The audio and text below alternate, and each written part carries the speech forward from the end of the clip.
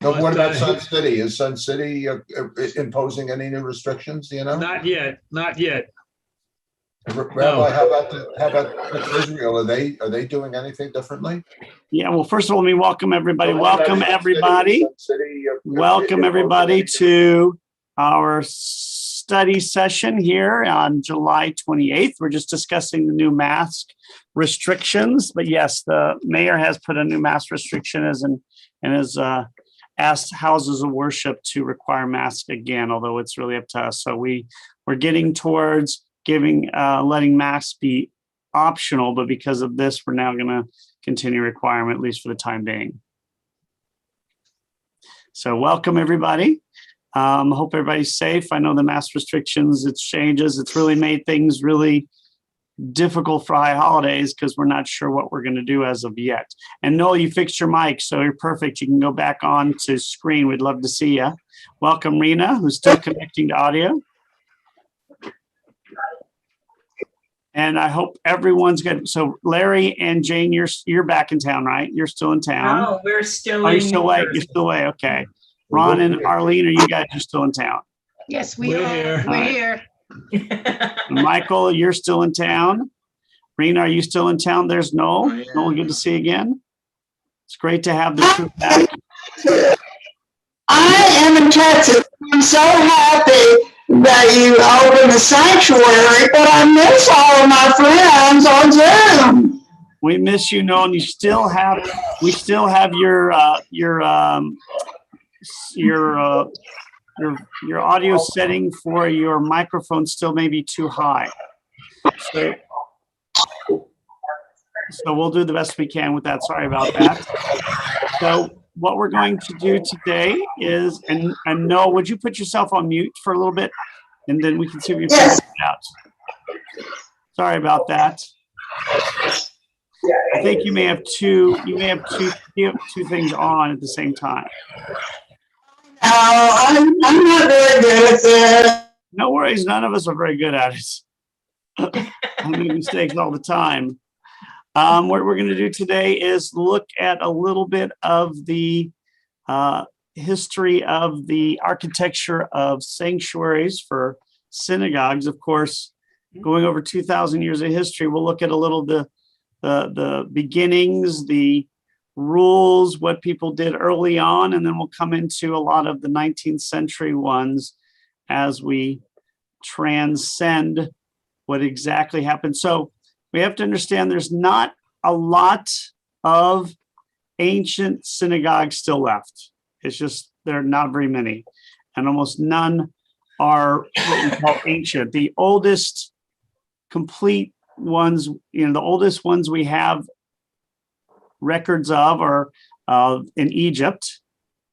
And so we'll look at some of these different ones, but you have to remember the synagogue was a relatively new development in Judaism. We had been around for a very long time when synagogues started to prop up in the 3rd century during the time of the Greeks. When these first synagogues opened up, we still had a temple. So we had a holy temple still. And so these early synagogues were gaining steam, and they had a wide range of names. From Prosyche to Synagogue to Hagios Topos, holy place, to Kahal, meaning, of course, assembly, Beit Knesset, which, of course, is house of gathering in Hebrew. And I'm not for sure if I'm pronouncing it right, but the Egyptian word Prosyche was the oldest one we have, going back to the 3rd century BCE.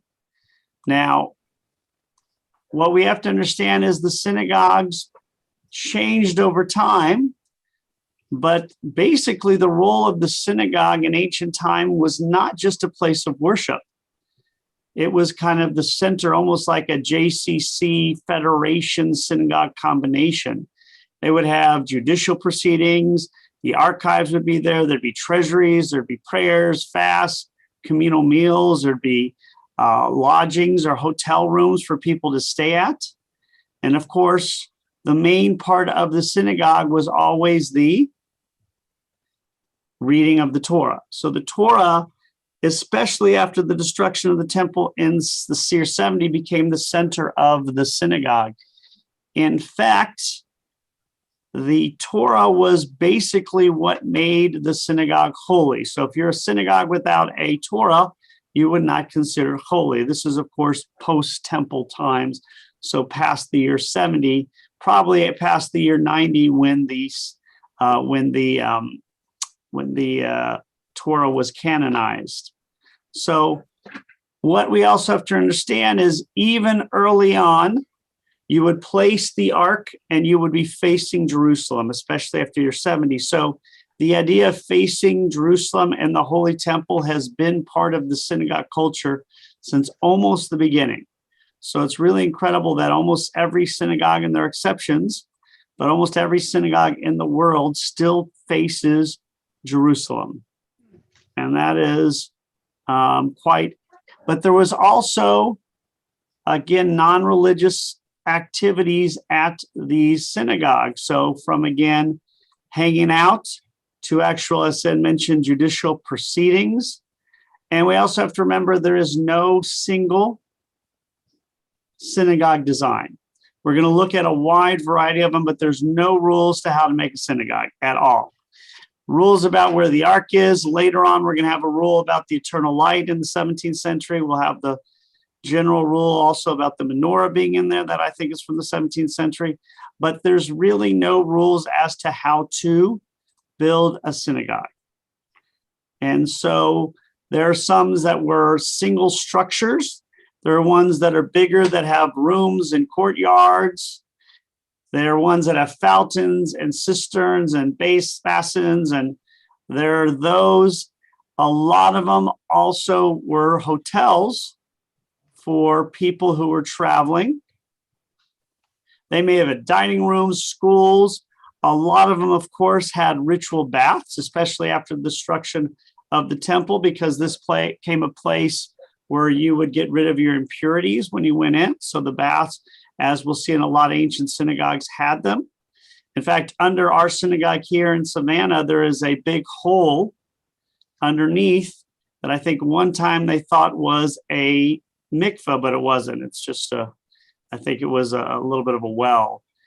So if you go under Mikveh Israel, you'll go in and you'll see this round brick section underneath the sanctuary. And that was probably a well, but we'll say it's a mikveh. Why not? So the oldest synagogues that we have archaeological data are one in Greece and one in Rome, although we know we had synagogues in 3rd century Egypt. But the oldest ones are in a place called Delos, which is a Greek island, and Ostia, which is a seaport southwest of Rome. So this is the 2nd century CE. Why is that important? It predates the destruction of the temple when the synagogue takes over. So we can prove probably 3rd century, but definitively in the 2nd century, we already had synagogues being built, and this competition between the Sadducees led by the priests and the Pharisees led by the proto-rabbis are already in competition with each other somewhat. They may have also complemented each other, a little bit of both. So it's a little bit older than the archaeological evidence we have. And so even though there may have been a competition between the Pharisees and Sadducees, generally speaking, the ark was still facing Jerusalem. Whether it was meant to face Jerusalem as a holy city or the temple, that is up to us to decide for ourselves. Rabbi? Yes. Could you just go over the time frame again? The temple's destroyed, around 70? 70 CE. CE in the Common Era. Right. You're saying these synagogues were in the 2nd century of the Common Era? Of the BCE. So the BCE. The oldest synagogues we have evidence of are in the 3rd century. The oldest synagogues we have structural evidence of are in the 2nd century. So if you go to Delos or you go to Ostia, you will see the remains of these synagogues. What happened to I know this is off the track, but after the synagogue, First time ever. after the temple is destroyed in 70 CE, and then basically Christianity takes over not till like 3 or 4 centuries later, right? With the Holy Roman Empire and Right, with Constantine and that BCS, stuff. yeah. What happens in that time period, that 200 or 300 year time period? Are synagogues reinstated? Do the Romans acquiesce and allow synagogues in Rome or the Roman Empire? Well, again, you got to remember when the Romans destroyed the temple in 70, Jews were not allowed to live in Jerusalem, but they were allowed to live other places. So the synagogues continued. There was a competition between Judaism and Christianity over the next 200 or 300 years. So sometimes the Roman officials were harder on the Jews. Sometimes they were harder on the Christians. Ultimately, of course, we'll talk about it, the Christians won out, but there's a 200 or 300 year piece there where Jews are building these synagogues, especially after the year 90, where we think the Bible was canonized, and you had the official Torah, although the official Torah was probably canonized earlier. So it's not like the temple's destroyed in 70 and the Romans say no more Judaism. It is not that strict. It's basically, you're not allowed into Jerusalem. In fact, the Bar Kokhba revolution 60 years later was a much bigger deal to the Romans because it was a much fiercer competition. So that's when a lot of the Jews were killed, was 132, 136 CE. So there have been different periods. And we got to also remember the strict anti-Jewish sentiment found in Europe is mostly the last 1,000 years. After the Romans have pretty much secured everything and it's a Christian empire, there are restrictions on the Jews, but a lot of Jews are living in different places, and you won't see the kind of vengeance placed upon them that you would see probably in the 11th century, starting in the 11th century. And we'll see that in the way things are built. But that of course is an issue. And we'll look a lot of it out, of course, in Europe, where a lot of them were. Now, also a synagogue was also often next to a body of water. So if you didn't have the mikveh, you had the body of water, a river, stream, Mediterranean, or the ocean. So that is something that is very consistent when possible. Now, any questions before we continue and begin with going through a little bit more? So let's look at some of the synagogues, and then we'll get to the Middle Ages and the early periods. Let's see here. 1 second.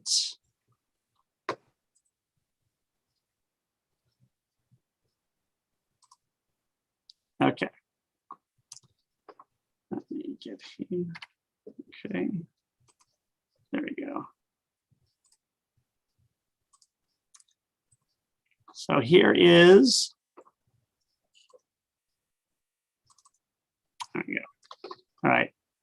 We're starting a little early. Okay, those are the European ones we'll look at in a little bit. There we go. So there were old, well, we'll go to this one first. How do I go backwards? So obviously,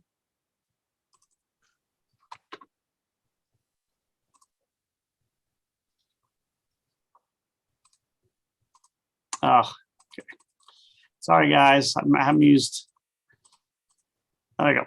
So obviously, the synagogues are not just in Europe or the Mediterranean. They're synagogues that go all the way other places, and we'll look at this as the one in Kaifeng. But when we're looking at some of the older synagogues, we're looking at places like Capernaum, Israel. Now, even back then, you built synagogues according to what everybody else was building. Even early on, you tried to match the architecture of the time period. It will be much more evident in, of course, the Christian world because of requirements, but you can even already see here the pillars that, you know, are Greek or really later Roman. You see the synagogue in Aleppo that has what we would look at kind of like later Moorish, with this general meeting room in the middle. These are some of the newer ones. Get to those in a second. You look at the one in Toledo. This is obviously an area in the 15th century where the Jews, Christians, and Muslims collide.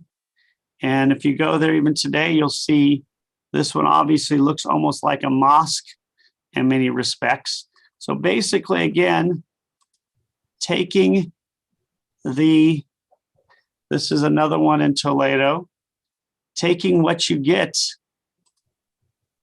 is really the centerpiece of all of these. So when you go to Israel, and you'll see in some places, and I didn't put any on here, mosaics.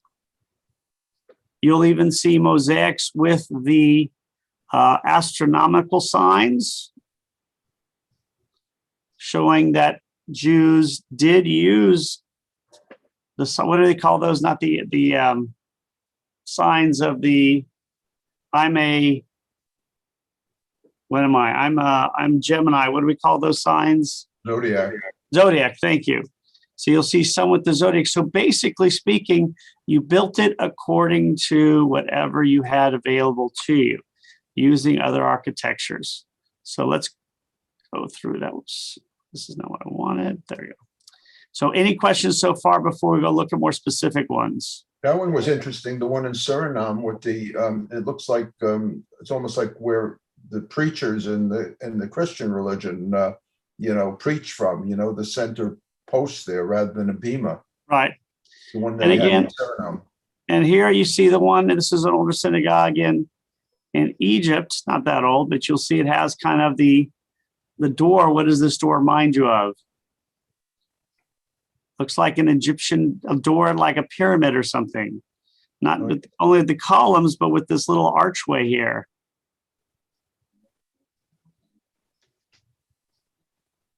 So you'll see, again, we looked at this one. But generally speaking, you kept basically according to what people were using. Let's see the ones, that's the synagogue. Let's see here. What's in front of that? The one right before. This one? Yeah, In Toledo. Those are Toledo. So what you see here is this Moorish or Muslim-like wall where they almost looks like they're wood carvings with these three Muslim-like arches. So has anybody been to Toledo or Yes. Granada? Okay, so if you've gone there, you see that because of the convergence of Christianity, Islam, and Judaism, that they all have similarities between them, the churches, the mosque, and the synagogues. Well, they had told us when we went to Toledo, I remember hearing, I think I'm correct, that because of all the conflicts, sometimes they were synagogues, sometimes they were mosques, and sometimes were churches. And certainly when somebody took over one, they could do whatever they wanted with it. Right, but they kept the architecture. Yeah, and I think what we'll see here, we're going to go over a little bit, is there were not as many restrictions placed on synagogues in the first millennium CE. Now, there were restrictions, as always, because Jews were not free to do whatever they wanted, but it wasn't as bad as we'll see in other places. You wanted to fit in, but you also had a little bit more freedom, like in Alexandria, especially early on, when there was still a competition before Christianity won. I'm sorry. Somebody want to say something? No, so I thought somebody would say, did I cut somebody off? Hello? Did I lose everybody? Have I lost everybody? Or are you just on mute? Oh, we're here. Okay, you can hear, okay. I Well, we're lost just you for a muted. second. We're muted. Huh? You're what? I Okay, think everybody's muted. okay, good. We're listening intently. Okay, good. So when it comes to the synagogues we're more familiar with, which we'll spend a lot of time with, we're talking about Eastern Europe, Central Europe, Western Europe. There is not as much known about the synagogues as you would think before, say, the 16th century, because there's not that many around. There are very few synagogues from before the 16th century. There's like one in Prague, one in Krakow. So really like 3 or 4, like from the 13th and 14th and 15th century.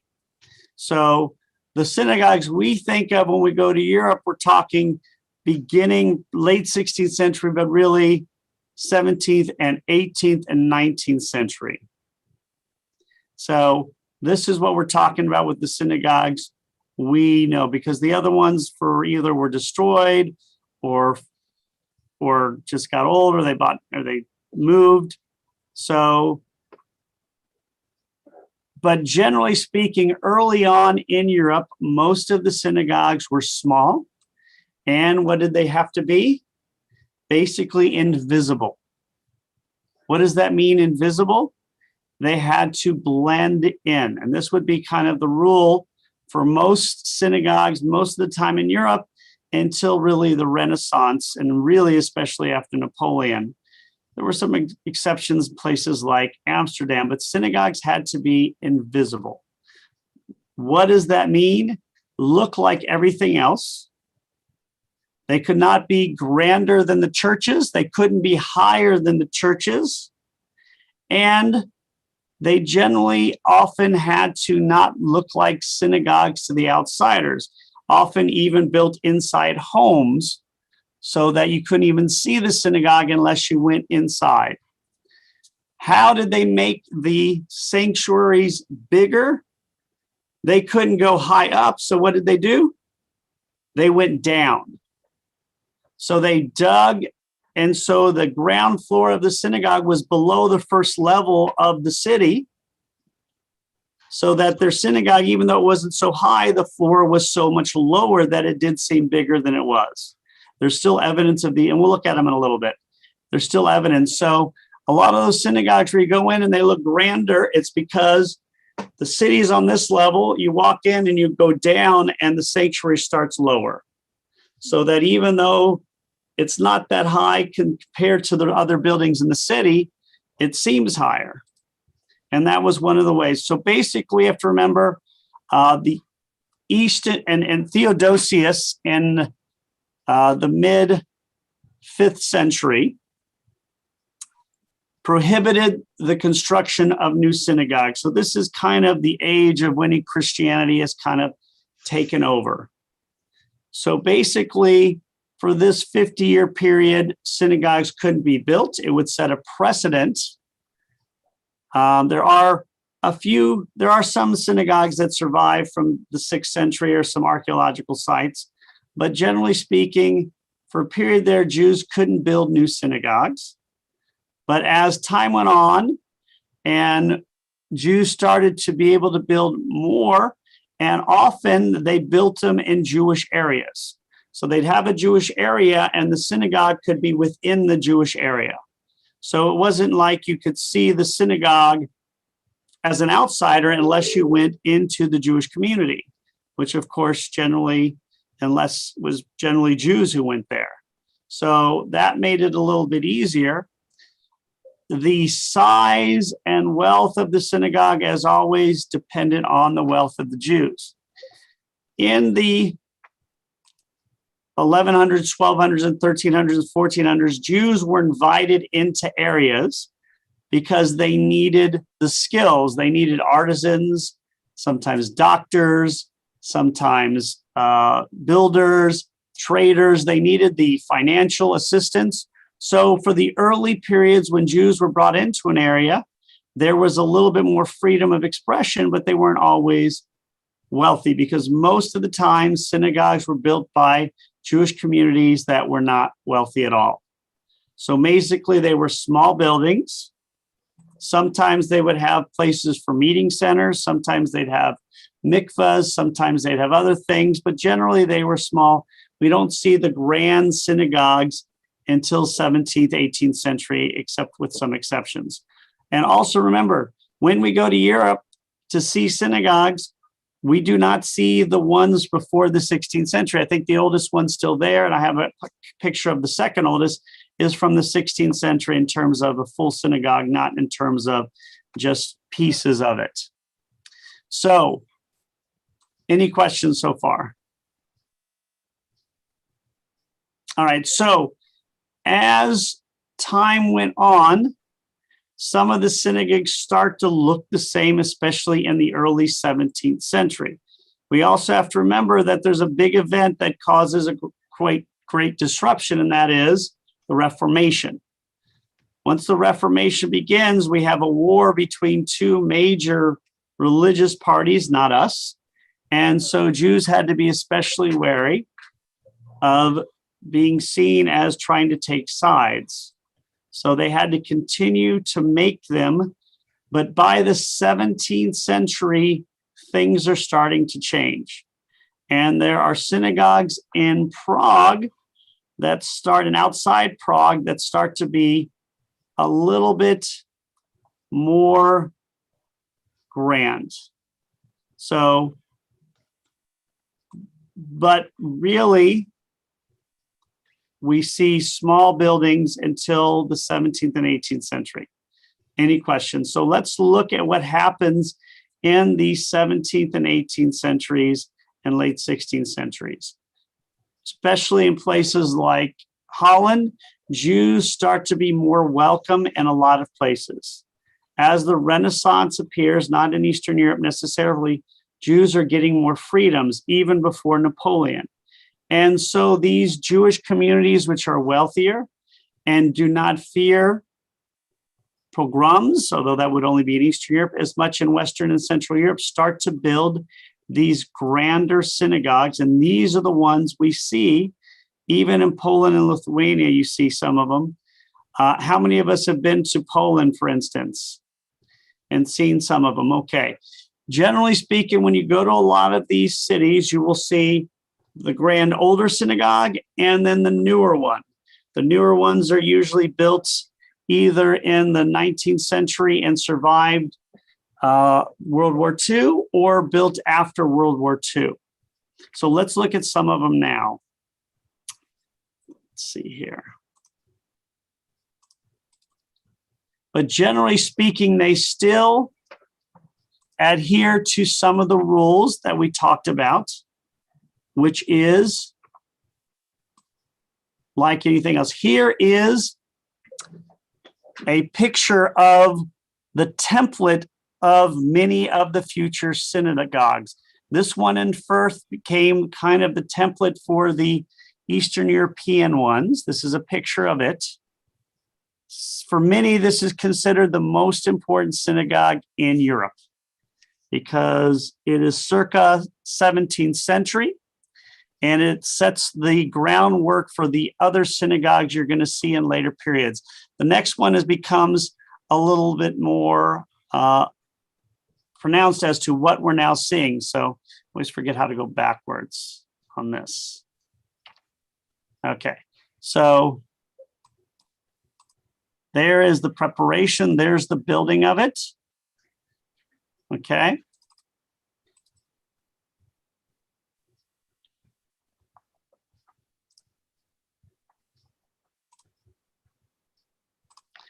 And then you have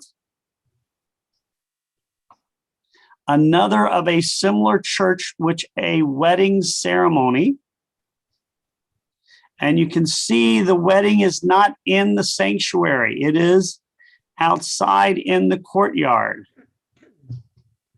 You also see that the people are wearing very similar outfits, but not the type that the Orthodox or what we call Torah wear today, because this predates the kind of uniforms they wear. But you can see it's right here. It's bigger than the other buildings. And this is the public space in Firth. What we saw earlier was the beginnings. we see the beginnings of the city of Firth, where the synagogue is going to be. And then by here, we see the Jewish community where it's built.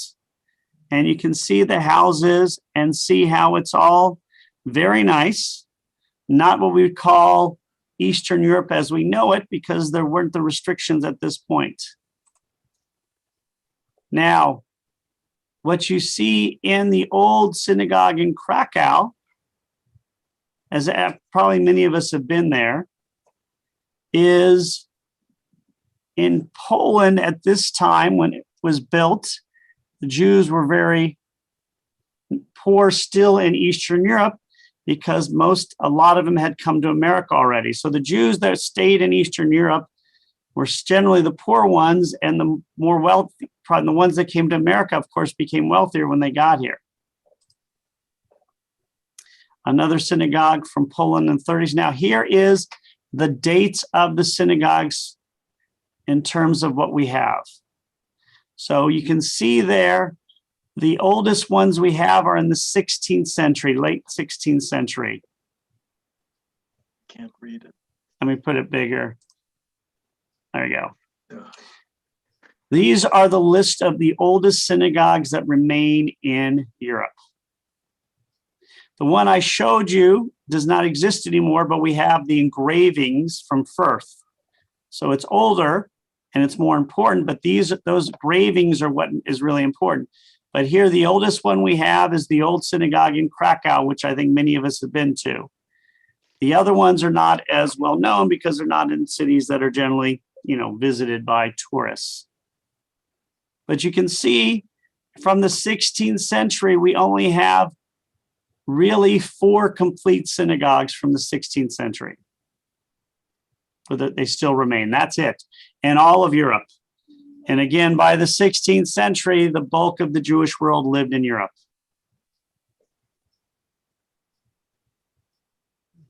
So some of us may have seen the 2 in Krakow, but I personally have not visited any of these other cities unless you're doing some sort of Jewish tour or trying to find your family.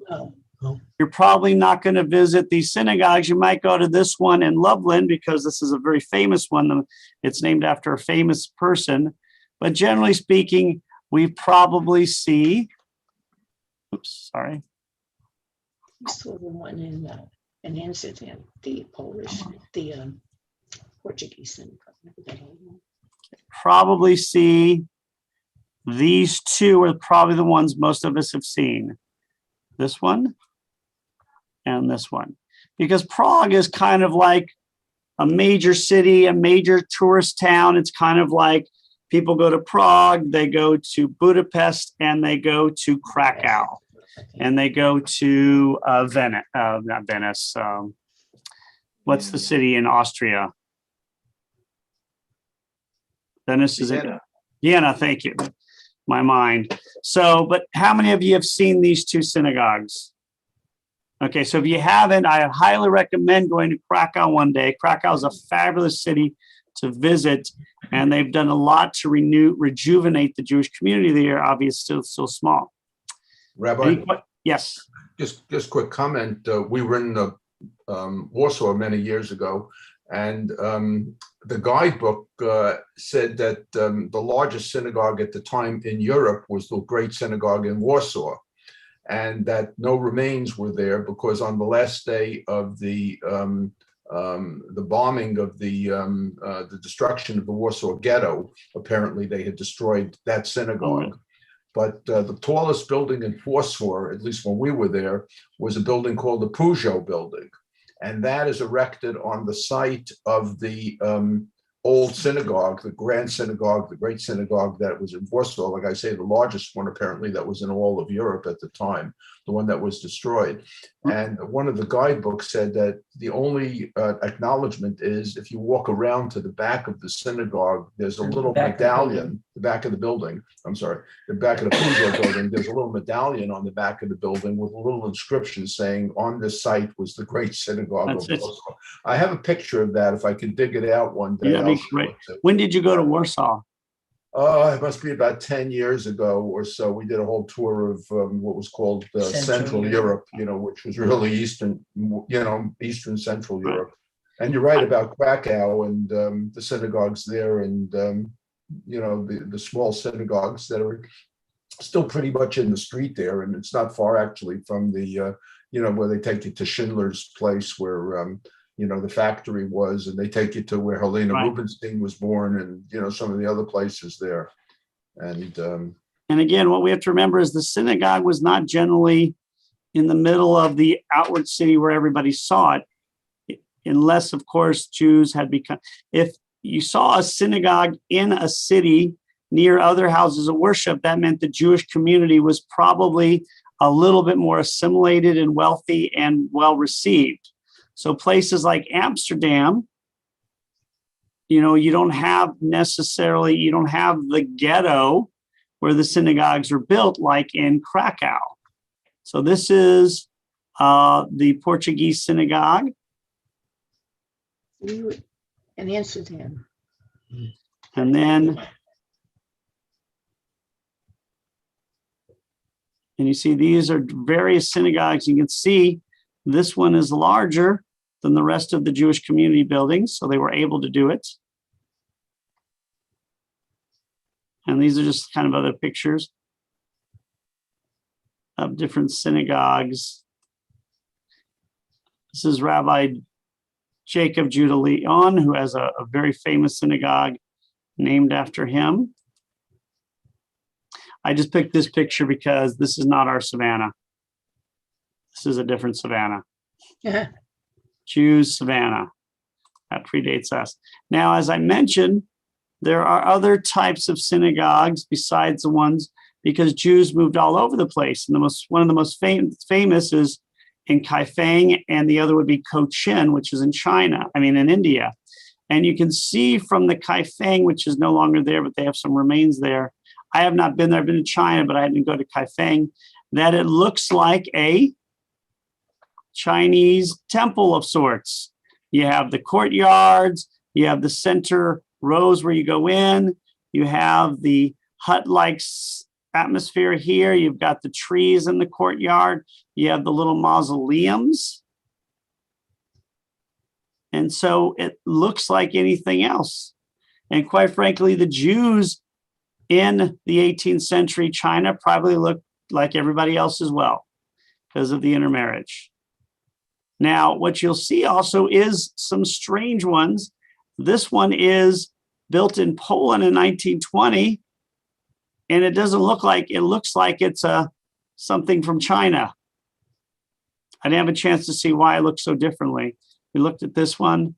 Again, this is, of course, the Great Synagogue in Czech Republic.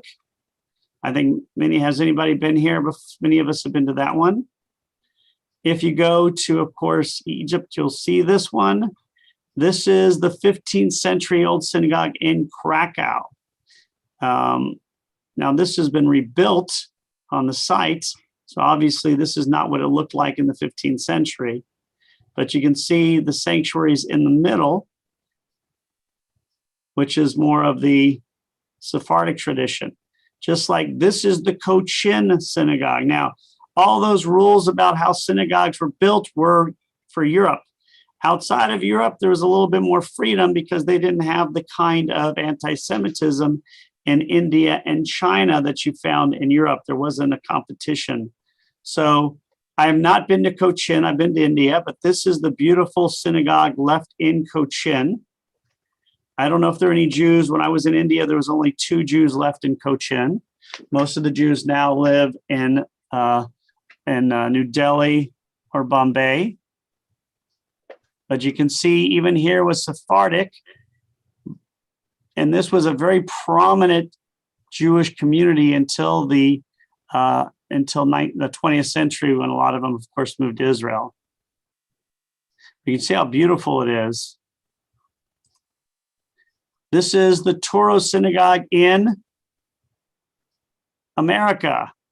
So this is the oldest synagogue building in America.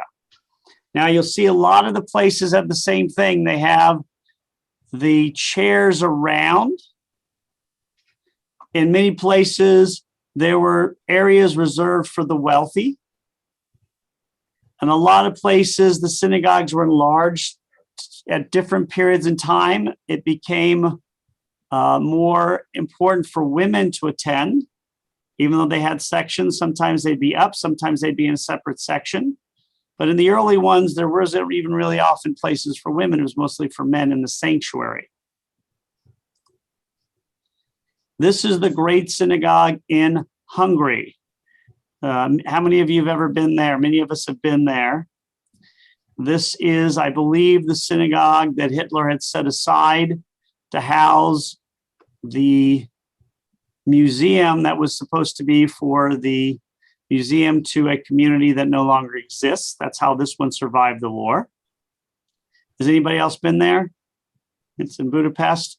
What's really interesting about this is that I think this is it, or maybe a big one. I think over back here, there's part of the building that used to be a apartment complex where Theodor Herzl was born.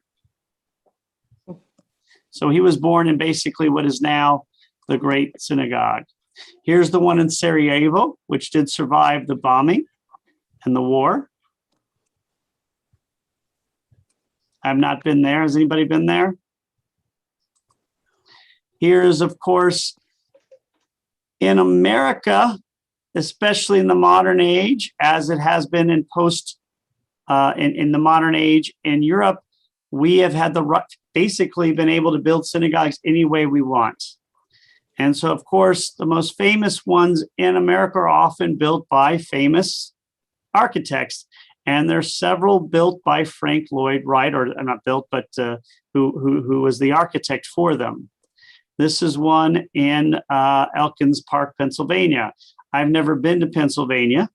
I looked it up to confirm, but yes, Pennsylvania is in America. It's in the United States of America. The synagogue I worked at in Houston, Texas, before coming here, the architect was a student of Frank Lloyd Wright. So it had many of the same things like the giant auditorium. And really interestingly enough, apparently Frank Lloyd Wright hated bathrooms.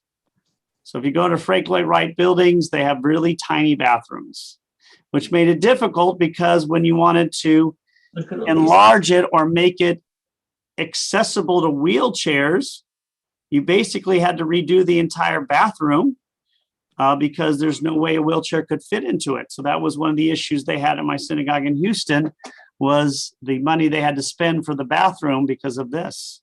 Yeah, Rabbi, we were there several years ago. Oh, where is it? Beautiful? Yeah, it's outside of Philadelphia. But what I wanted to say is apparently the image that he had in mind was Mount Sinai. Oh, So when you really? see it from the outside, it almost looks like a mountain. And what he wanted to get was the impression of you're walking in there, and all of a sudden you inside the synagogue. You can see it from outside as well, but it's kind of like this glass tower, and the tower is supposedly a representation of Sinai, that you're appearing before Mount Sinai. Really? Well, it's beautiful. Hopefully one day I'll get to go there, but it really feels awe-inspiring just from the photo. This one, I thought I liked it because it's very unusual. It almost looks like a Van Gogh painting. I didn't have time to really look up, but this is the one in Mainz or Mainz, depending how you want to pronounce it. So I thought that was really interesting. Obviously, this is the one in Toledo. This is one in Germany, a relatively new one in Germany. This is a bad picture of it, but you can see it's got kind of a Jewish tinge with the Western Wall field, but it's kind of got also a German useful construction build, almost in many ways, very sensible. This one I had a better picture of that. This is the one in Suriname that we talked about. Make sure you realize that there are synagogues all over the place. Question about in Israel, and trying to remember way back when we visited in Safad, we saw a great many synagogues, and they were popularized, I think, because of the many scholars, I think, that had attended them or founded them. So just a couple of questions. I don't remember the dates of those, Joseph Caro Synagogue and some of the others, but first of all, why did Safad become this era of mysticism? Why did the scholars the mystics Well, I mean, congregate there? Joseph Caro is very big because of that. Obviously, he's 16th century, mostly born in the 15th century. You have to remember, Jews were not always allowed in Jerusalem. And even though Jerusalem was still around and was a very tiny place, and a lot of the Jews for the centuries had migrated to other places, but mainly because of Caro, this became a spiritual, he is really one of the main people who helped create it. Obviously, he took the mysticism from, that would help with Luria and others, but he is one of the reasons that it became the place for this type of mysticism. Why did he pick Safad? Is there certain meaning behind Safad? Is there any biblical meaning to it, or that? It is an ancient city. It is a biblical city at Safed, but I don't think there was that much. Let me see. I don't think it was that big of, deal. And let's see when the city was created. It wasn't founded till. Yeah, the city is a very old city. It is biblical. So is it pre-Judaism? It is pre-Judaism. So it is a city that was an ancient city. It's considered one of the holy cities along with Hebron and Jerusalem. And that's one of the reasons, because it's been around so long. Well, why did it become, that would be something interesting. Why that city, beyond the obvious with Joseph Caro, why did that one become? That's a good question. I don't know why that became the central place, because Isaac Luria obviously was in I wonder if Isaac Luria, did he move there? I think he did. Yeah, he ended up in Isaac Luria ended up in Sfat before Caro. That's what happened. Rabbi, So Isaac Luria. Yes, no. have you ever talked to the congregation there about your personal trip around the world to synagogues all over the world? I remember you telling me about this. And I said, that was when you were having so many stomach troubles. I said, what are you going to eat? And you said, every country has rice. But, you told me so many interesting stories about your personal trip to all over the world, trying to seek out synagogues everywhere. Have you ever talked to the congregation about that? That's a good question. No, I have not. I've gone to probably synagogues in maybe 35 different countries or so, at least. And I'd love, if I can find the photos, I'll be happy to show them to you, because I was, for those of you who don't know what that means, I was single until I was 47. And if you don't know what the translation for single it means, it means rich. So I was single with money to spare so I could travel and take years off. And so I like to go. So I'd be happy to do that. And if you want, I'll be happy to bring all the synagogues. Obviously, some of the more interesting ones I've seen is our Holocaust Torah in our sanctuary is from a town, Slany, in Czech Republic, about an hour outside Prague. So I went to that synagogue, which is now a police station, which was really interesting. We have an exhibit. Yeah, I think it'd be nice if we all brought our pictures from different synagogues we visited around the world, because we've all been to different places and probably not the same ones. Obviously probably in Israel, and there's a few places that a lot of people go to, but there's also a lot of places like I've never been to the Bahamas, Jamaica, anything in the, Atlantic Ocean south of America I haven't been in. What was that with Rabbi Belzer? Right. So I've never been to Kaifeng, which I think some of you may have gone to. So I think that's an absolutely fabulous idea. We could do that next week. But before we do that, are there any questions about it? So again, the history of the synagogue is varied. it starts 3rd century, probably, certainly the 2nd century, in competition with the temple. The temple's destroyed. The synagogue takes over fairly quickly. It is created in a way that there's no set structure, except that often the arcs are facing Jerusalem. And I think the 15th or 16th century, maybe even the 14th century, they start having the eternal light and putting up the menorah. And so that by now, of course, has become pretty much a set tradition for any synagogue. Once, especially in the 5th century CE, when the Romans started clamping down on Judaism, some places you couldn't build them. But as time went on, when you did build synagogues, they couldn't be higher than other places.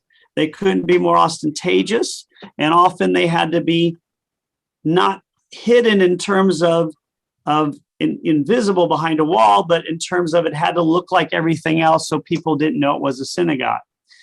The oldest synagogues we have that still exist in Europe are from the 16th century, and there's only a couple of them.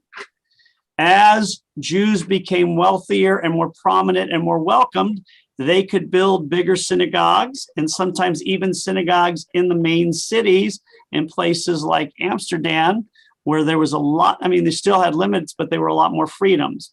In places like Eastern Europe, they still had to keep them small and out of the way all the way until the 20th century in many places. Bigger cities like Warsaw and Krakow, and Budapest were exceptions. Synagogues generally had sections for the wealthier. As time went on, there were sections for the women, so they had to make them enlarged for that. Sephardic synagogues obviously had the centerpiece where you would read the Torah in the middle.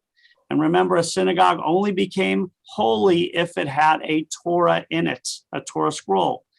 And so some synagogues were built before they had Torah scrolls. Original synagogues and throughout history has not always had the same meaning. In some places, it was a center like a JCC or federation, or even a place where the Jewish law was enacted, especially in places where Jews were set apart and had their own rules, as long as they were subservient to the government. So you could have you could have a place of worship, a place of justice, a mikveh, a place for study, a place for hanging out, all in the same place. If you went to places like China or India or Africa, you would find synagogues that generally looked like other buildings of the time. That's been a tradition since almost probably the beginning, that we always make the synagogues like the buildings nearby. Our synagogue is a perfect example because our synagogue looks like other buildings built in the 1870s in Savannah. It's a very obvious example because we use the same architect as the cathedral. That cathedral was finished in 1874.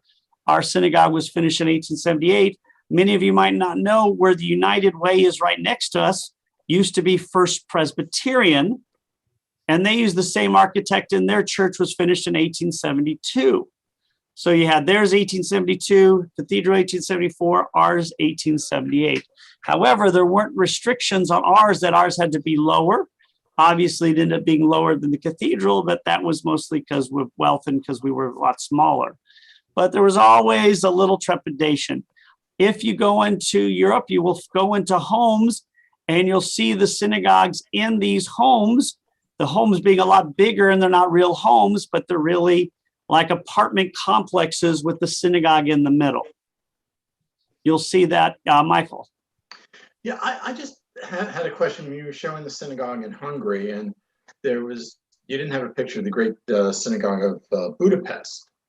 And I thought that was the one. I may have got the wrong one. That's why I couldn't find the outer but place. That's okay. Yeah, that's okay. I Googled it just out of curiosity to see. I thought maybe it was much younger, although I didn't think so. And it was built in 1859. Yeah.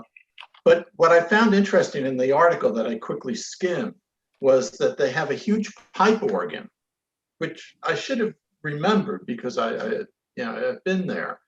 And the question is why is. would a synagogue built in 1859, which actually had separation from men and women, why would it have a big pipe organ? And that's a good question. But first of all, that's why the one we were looking at before looked way too small. This Yeah. is the building I think where The Dahomey Street Synagogue. where Theodore Herzl was built and then was incorporated. Now, the bigger synagogues are often built in the 19th and late 18th century. Why? Because of Napoleon, but even before him, Jews are now given more freedoms. The doors of the ghettos are opened, and Jews can go to colleges, Jews can go to universities, Jews can go into almost any trade. And so the Jewish wealth increased exponentially with these freedoms. Thus, they were allowed to build big structures without the limitations they'd always faced. And this is where the synagogue here. So these great synagogues we see are generally built in the 19th century or 20th century. If they survived the World War II, we can still see them. So as for the organ, the first organ played in Europe was in 1806, sometimes around there during a service. So our organ was played as early as 1820 that we can prove. So the Reform movement was already in effect by the 1840s. In Europe, Jews wanted to become like everybody else, and using the organ became a way of becoming like everybody else, adding flavor, showing the other communities that we are very similar, even inviting people into the synagogue to see worship. So they would they would even pray in German. Right. So this was all what was going on. And this is why the Holocaust was so devastating, because Jews had become integrated in society for 150, 180 years. By the way, our synagogue is the first synagogue in America to play the organ, possibly the first all time. We just don't have proof that we did it before the one in Germany. Rabbi, Ron. getting back to the organ, you mentioned 1820. It was a different organ than what you see now. Right. The one from 1820 was heavy, but it was portable. And the reason why they got the portable organ is because they loaned it out to congregants who had parties. Oh, really? I did not know that. And Cool. we used to have that organ on display before they redid the museum. Yeah, isn't it it was in the office, wasn't it? Or where do we put it? It was in the back left-hand corner of the museum. Yeah. Where is it now? Did we put it in the office, front office? I think that's where it is. I haven't seen it. I don't know where. But I don't know where it also, is, maybe in storage. one other item, because when they did Mikveh Israel in Savannah, they wanted to fit in, like you say, to the rest, like the churches. So if you're facing the bima, on the left is the American flag, but on the right, it's like if you went to a church and they had a procession down the middle aisle, they had those on the staffs. It's not a flag, but it says An emblem? Mikveh Israel. Yeah. And that's the same design as what they have in churches, only to fit in. Yeah, and I think, we've always, everything's been dependent upon the wealth of the community and how much they let us fit in. And so especially in the 18th and 19th century, this all came together in America and in Europe. So, Synagogue, Rabbi, the synagogue that you may have shown was the one that Jamie Lee Curtis's grandparents had been in, and now they're revamping that synagogue through a lot of her contributions. okay, great. And that's also 1857, but it looks like this is again, this is again the newspapers from the Ocean County. That's kind of cool. JEA. And they also have a nice article in here about the Statue of Liberty, and was the woman who posed for the Statue of Liberty Jewish? And which is an interesting idea, but she probably wasn't. But also they have the Charleston Synagogue in All right, here. we can look at that. That's a beautiful Yeah, synagogue. I'm saving these for you. I Thanks. did want to mention one other thing that struck my mind for a minute. And you had mentioned about a synagogue not being officially holy or a synagogue unless they had a Torah. We saw an interesting movie a couple of years ago. I think it's called The Woman's Balcony. I don't know if anybody saw that. I think Temple Osa Shalom, our film club, ran it. And part of it is that the balcony collapses. It's a synagogue in Israel, and the balcony collapses. And the women are up in the balcony, before it collapses. But now they decide, that they Wait, collapses and hurts people, or is intentionally able to collapse? It had broken. Let's say it collapsed while nobody was in it. I don't think there Okay. was anybody that was injured in the No. synagogue. I don't recall the situation. But what happens is that now they want to build. It's a time of a big women's movement, even though this is an Orthodox kind of synagogue, that the women there are becoming more progressive, and they want the balcony rebuilt, and they take up this collection for the synagogue to be rebuilt. But the rabbi there subverts the funds, and he wants to buy a Torah. And I think the issue is I think we should see it again. I don't remember all the details, but it becomes now kind of an issue of, what's more important, women's rights and having them attend the synagogue, or the Torah? And I don't remember how it resolves itself. If it does, many of these pictures don't resolve themselves. They just kind of, what they do at the end. Women But won. the women won, Jane says, that they build the balcony. And I'm going to support that as well. yeah. So it's kind of interesting that you said, but is it then really a synagogue if they don't have the Torah? Probably not. I mean, again, there are exceptions. You can worship anywhere. Obviously, the first synagogues in America didn't have Torah scrolls. So I guess it just depends your outlook. I mean, again, the Torah was probably brought in because the temple was destroyed and you wanted to make your place holy. But again, it's really up to what you guys believe. And again, every synagogue is different. Every has a different, now we have synagogues, they're a little bit more similar. You got the sanctuary, you got the social hall, you got the offices, and maybe a school. And then the JCC had all those things going, but there's still a wide variety of stuff.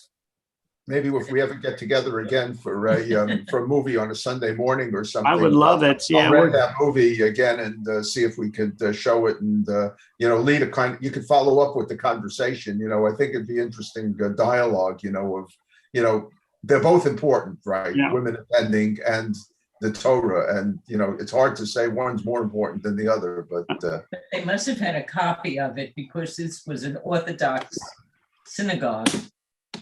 yeah, it was an Orthodox synagogue, but the women were becoming progressive, which was another part of the issue. Well, I think that, there are certain things, Judaism has always had a separation between them, not always, but has had a separation. And, the problem is when you separate, it means you can take away rights, but inherently there's not supposed to be. But again, for next week, do we want to still do stained glass, or we want each of us to bring our photos of synagogues we've been to and tell stories of them? I think that's even better. I think it's a great idea.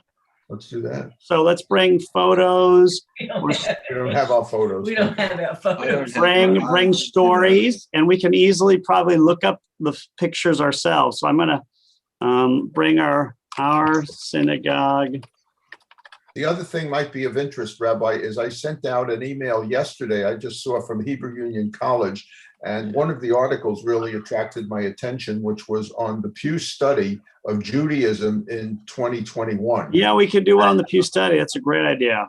And there's a lot of interesting statistics in that Pew study as far as changes from, the past 10 or 15 years, whenever they did the last one, and, how many Jews attend synagogues, and what is the relationship between the different kinds of Jews and their political affiliations. And I don't know if I hope I'm happy to do that the next time if you like. Yeah, if everybody wants to read that article, it seemed to me. I've read several articles on it, and I have the study. It may be the same article. Yeah. And I So if we also brought you want- a present. I brought you a present, Rabbi, for your son and daughter. Oh, nice. One of my favorite books. This was in the library. It's a kiddie version, and they had it in Thanks. the library. They were taking it off the shelf. So when I see you, I'll give you all the old newspapers from the Ocean County, Thank you. plus your favorite book, Ivanhoe. Well, let's also check. Do we want to do the Pew study then the next week afterwards, or we want to do it next? You want to do that? You know, Rabbi, even in our congregation in the sanctuary, all of the stained glass windows has a very interesting story. Do you want to do that? We can also do that. I'm just typing this down so I don't forget. I don't think the order is important. So whichever order you decide to do it in, Yeah. you know, That's I think right. they're all interesting. Right, subjects. right. That's right. Well, why don't we do Jane? We'll pause Jane stained glass windows to January, or I'll move it around and we'll do, and then we'll do next week. We'll do our own story. I mean, our own story. Maybe we could also save our own stories till we meet together. That would be better, probably. You'd get a wider Yeah. audience. I Yeah. think. Yeah. Yeah. Okay. So instead of doing like Jews of the Caribbean or the Dead Sea Scrolls, maybe we'll do that. All right. So I'll fix the thing up. So, but what we'll do next week is still do Pew study next week. How's that? That sounds That's great. fine. That's good. Did And I'll everybody look- get the article that I sent out from? Hebrew Yes, Union College? yes, thanks. It was very interesting, Yeah, Larry. scroll down and you could read because there's about a dozen articles that they came out with. And so I didn't read them I all. have that, I'll obviously. show it. And I'll send out I'm just fixing the schedule here to, and I'll make sure so that is updated. All right. Well, Yes, no, Rabbi, no. I'm an official, I am an official member of CMI. Welcome. I can't wait to see you in person, hopefully.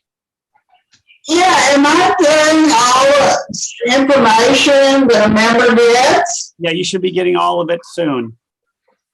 You should be getting everything. What does soon mean? One more time. What does soon mean? Like, you should be getting our emails right this week. You should be getting our emails. If you're not, I'll make sure that you're on the email list, but you should be getting it. I don't know. Yeah, I don't know if, Noel, I don't know if you were on the email that I sent out for my Mikveh Israel contacts. I'm sorry about that. Could somebody Rabbi, could you forward that to her and send? I me don't her think email? I don't think I'm on that list either. I think, no, Oh, did I? When did you send it? yesterday. No, I'm on the check.